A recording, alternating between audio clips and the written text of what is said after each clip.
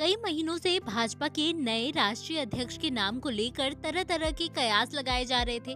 बहुत सारे ऐसे नाम भी थे जो रेस में चल रहे थे, लेकिन दूर दूर तक जिनके नाम की चर्चा नहीं थी, वो नितिन नबीन भाजपा के राष्ट्रीय कार्यकारी अध्यक्ष बनाए गए हैं।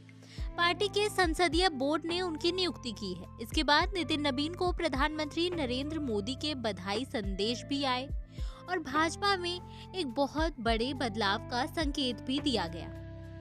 ये संदेश साफ है कि भाजपा अब युवा नेतृत्व की ओर आगे बढ़ रही है। प्रधानमंत्री मोदी ने अपने बधाई संदेश में भी लिखा है कि उनकी ऊर्जा और प्रतिबद्धता आने वाले समय में पार्टी को और अधिक सशक्त बनाएगी। ये संदेश है कि आने वाले समय में भाजपा का नेतृत्व नितिन नबीन ही करेंगे।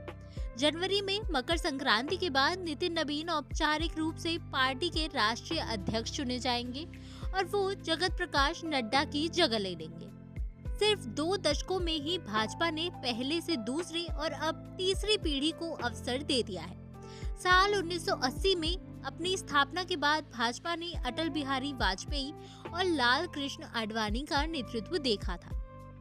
उन्होंने भाजपा की दूसरी पीढ़ी के नेताओं को आगे बढ़ाया, जिसमें नरेंद्र मोदी, अरुण जेटली, सुषमा स्वराज, प्रमोद महाजन, शिवराज सिंह चौहान जैसे बड़े नाम शामिल हैं। पिछले 1 दशक में प्रधानमंत्री के रूप में नरेंद्र मोदी ने नए लोगों को अपनी टीम में अवसर दिया है।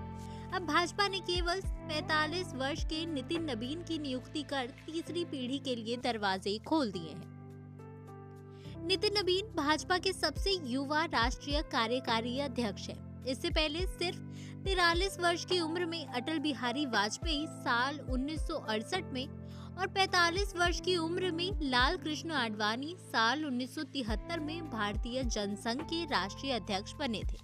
यही नहीं, नितिन नबीन भाजपा के राष्ट्रीय कार्यकारी अध्यक्ष बनने वाले बिहार के ही नहीं बल्कि पूर्वी भारत के पहले नेता हैं। ये पूर्वी भारत में भाजपा की मजबूती और उसके विस्तार का परिचायक भी है।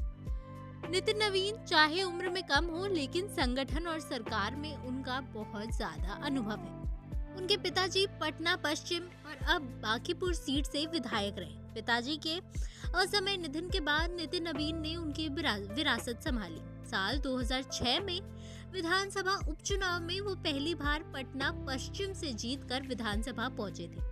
तब से लेकर लगातार उन्होंने सिर्फ और सिर्फ जीत ही देखी है। वो लगातार 5वीं बार यहाँ से जीते। प्रशासन के साथ साथ नितिन नबीन को संगठन का भी अनुभव है। वो साल 2008 में भारतीय जनता युवा मोर्चा की राष्ट्रीय कार्य समिति के अध्यक्ष बने और साल 2010 से साल 2013 तक इसके महासचिव रहे। बताया जाता है कि केंद्रीय गृह मंत्री अमित शाह को नितिन नबीन की ऊर्जा, संगठन कौशल और चुनावी रणनीति ने बहुत ज्यादा प्रभावित किया था। नितिन नबीन की नियुक्ति संगठन और सरकार में सामंजस्य और तालमेल को और अधिक मजबूत करेगी। प्रधानमंत्री नरेंद्र मोदी का उन पर आशीर्वाद और गृह मंत्री अमित शाह का उन पर अटूट विश्वास उनकी ताकत है। भाजपा एक ऐसे मोड़ पर है जहां दक्षिण भारत में वो अपनी ताकत बढ़ाना चाहती है। पश्चिम बंगाल और असम का चुनाव सिर पर है। ऐसे में नितिन नबीन के सामने इन राज्यों में जीत हासिल करना एक बहुत बड़ी चुनौती होगी। जहां पश्चिम बंगाल में ममता बनर्जी को कुर्सी से हटाना लक्ष्य है, तो वहीं असम में कुर्सी बचाने की चुनौती है। तमिलनाडु में एआईएडीएमके के साथ सत्ता में आना और केरल में अपनी दमदार मौजूदगी दर्ज कराना, ये सब भाजपा का लक्ष्य है।